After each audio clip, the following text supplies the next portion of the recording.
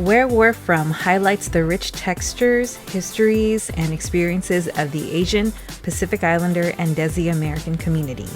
Each episode is produced by students at San Jose State University. Hello, welcome back to another video from the team Weebs. We're on episode 3 today. I'm your host CJ, followed by I'm Andrew. I'm Chris. I'm Everett. And I'm Daniel. and our episode 3 will be titled From Virus to Violence, COVID-19 and the Surge of Anti-Asian Hate. Today, we want to explore a few anti-Asian events during the COVID-19 pandemic and overall throughout history, and how each of these events reflect sentiments against the Asian community with historical context. Each of these events will focus on the key topic covered in class, such as the model minority stereotype. I will now be passing it on to Daniel Martinez, who will be doing talking point number 1. Thank you, CJ Lan-Nugan. So as we get into the historical context of anti-Asian American hate during the COVID era, during the height of the pandemic, while many doctors and frontline workers were being praised for the braveness and toughness, Asian American frontline workers on the job were treated with a very different approach: racism and discrimination. Many patients refused to actually take care of them, sneaking in slimy remarks such as virus spreaders, workers being laid off for unjust reasons. This is not a new telltale out, actually, with many already established Americans being treated as an outcast outsider when times get tough, despite being seen as a model minority.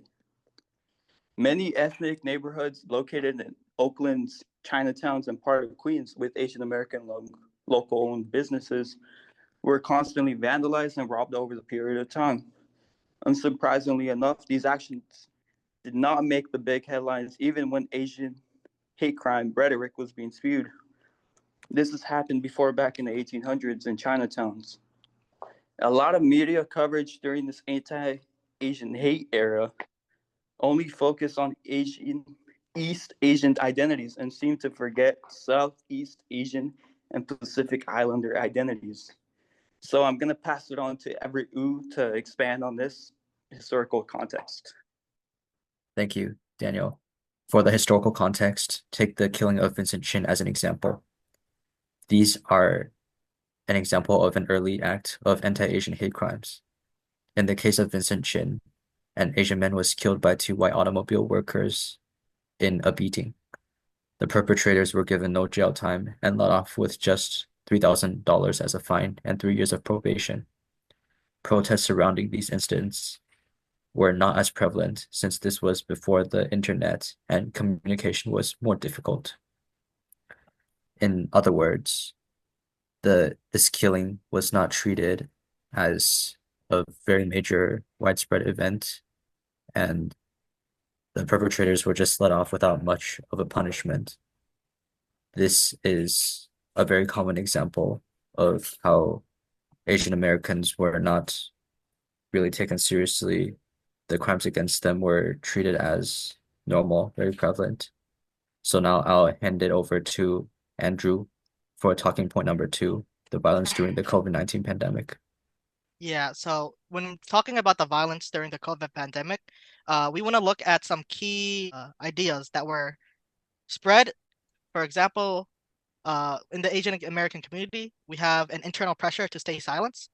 The model minority myth promotes that Asian Americans are resilient, quiet, and self-sufficient, and many Asian individuals feel pressure to tough it out or avoid causing trouble, even in the face of hate or trauma. In some Asian cultures, there's also a stigma around reporting abuse or seeking mental health care. So in a study by McLean Hospital, there reports that 18% of the general US population sought mental health, and only 8.6% of Asian Americans sought mental health services and resources. And then another thing we're going to talk about is how the system doesn't expect Asian Americans to need help. For example, in law enforcement, media, and political systems, they often overlook or undervalue the need that Asian American communities have. And it could be really seen during the spike in crime against Asian Americans during COVID-19. Inside an article, there's the article person interviews someone called Chung Jo, in which they say that if the community feels that the police aren't going to do anything, then there are chances that the word gets around that the community feels next time, I'm not going to report it. Then what's the point of, the community reporting it? So the overall Asian Americans seem to be overseen by the government and the systems that they've protruded, which can lead to the spike in Asian hate crimes that my speaker friend is going to talk more about. Chris Guzman. Thank you for that, Angie. So I'm gonna be more talking about more of the hate crimes that were kind of rising during the rise in anti-hate, and during this whole rise in anti-hate, obviously surrounding COVID-19, around 2020 to 2023, um, there was a really big spike in Asian hate crimes. I believe the NYPD stated that it was a spike of over or around 361% just in one year, which was around 2021.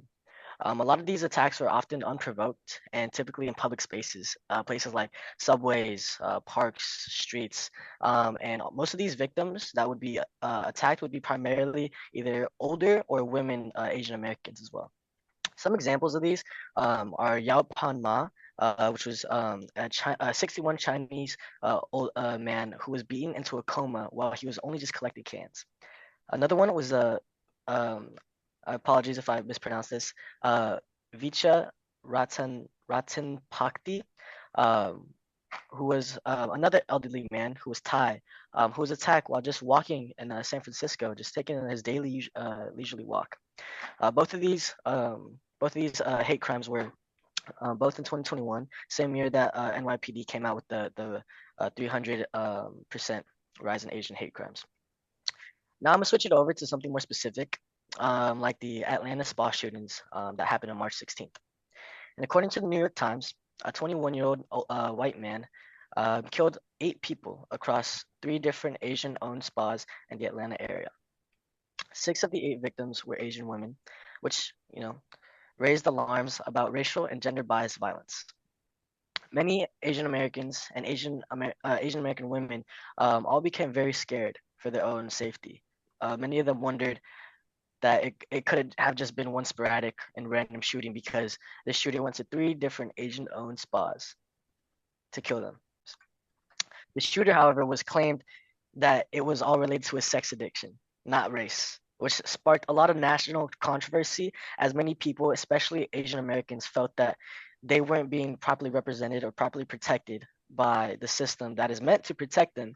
And instead, it felt like they were kind of almost justifying the gunman, basically saying that he, had a bad day or he was struggling with other stuff. They weren't, at a lack of words, blame for the actions that he did.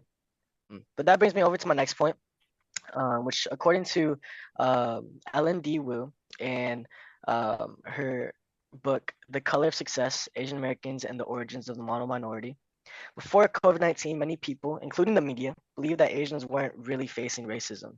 A lot of them were seen as successful, seen as very by the book, and just basically meant to do well in life. Because of this, whenever hate crime surged, the myth led to a few different things. A slow response from the public and the press, which we were able to see during the Atlanta spa shootings. And there's a really big hesitation to call these crimes racially motivated. Again, something else we could see during these Atlanta spa shootings. And similar to what Andrew mentioned before, because the model minority myth frames Asians as non-confrontational, people didn't expect them to speak out or to resist, which ultimately made them much easier targets, which was one of the big reasons why there was such a huge spike in Asian American hate towards 2021 before and after. But I'm gonna hand this off to my next speaker here, CJ. I will be talking about the response to the violence. So to all these responses, there were legal actions, there were community support from these actions, there was protests from these actions. So during the prime stop Asian violence was going on, which was during COVID quarantine. This thing going around was Stop Asian American Hate or Stop AAPI was very predominant. and that with that like that was like a community where the people who were victims of this violent crimes against these Asians, it served as a community safe space, and it was a way for people to push for activism for the violence to stop. Actually, in 2021, President Biden passed the act, which was the COVID-19 Hate Crimes Act, which aims to report hate crimes and combat anti-Asian violence in response to the Atlanta spa shootings. For the Atlanta spa shootings, the response was just a lot of legal action. The shooter was like put in jail, and it was just a lot of like nationwide support for like these victims who passed away. And for the Vincent Chin case, uh, it pushed for a way bigger Asian American civil rights movement. So that was like one of the main things that helped, Asian Americans have like a have some sort of help. And in that, I pass it on to Everett, who will conclude this episode. Okay, so for our reflection activity, when was the last time you or someone you know felt invisible, misunderstood, or unfairly judged based on your identity? What would it have taken for you or that person to feel seen and supported? Share your thoughts with a friend or family member nearby or message them about your thoughts. For our reflection questions, question one, how are the historical examples of discrimination reflective of the contemporary COVID event? We could see how these historical examples and how it's kind of seen in COVID, because in the past a lot of these violent acts have been blamed as on Asian Americans, as they are seen as foreign threats. For Vincent Chin, it was the automobile industry. And then for COVID, it's just the COVID scapegoat as a way to kind of like put the blame of COVID in Asian Americans. Yeah, I agree. So for question two, how has anti-Asian ideals evolved over time, and how has that affected the ways these acts of violence have been committed? It just became more like violent, but like since everything is part of the like in the media stream, um, a lot of these like ideals are like they're part of like cancel culture in a way. Like if you do or say any of these things, like people on the media will like find a way to cancel you, or just like get you fired from your job, because like that's what people do nowadays. That's how it has evolved. There's been definitely Yeah, less like violent acts, since like quarantine, but they're still, very predominant. But I'd say it's like less and less now. I'd say part of that, the reason why it seems like it is less and less is because of the way, like you're talking about the media, the way the media portrays and sees Asian Americans. I mean, like we've talked about earlier in this episode, especially with like the Atlanta spa shootings, a lot of the media didn't really cover all that much, especially in regards to representing and supporting the Asian American community. I think because of that, people, those who are committing these hate crimes, subconsciously know that, like, or at least think that Asian Americans won't really get that much backup if this stuff really does happen to them. If for example, like Vika R. I don't want to mispronounce his last name again, but like I've seen videos about it. Like there's a guy who just he was on his walk. The guy literally comes up and just and hits him, and he hits him hard too.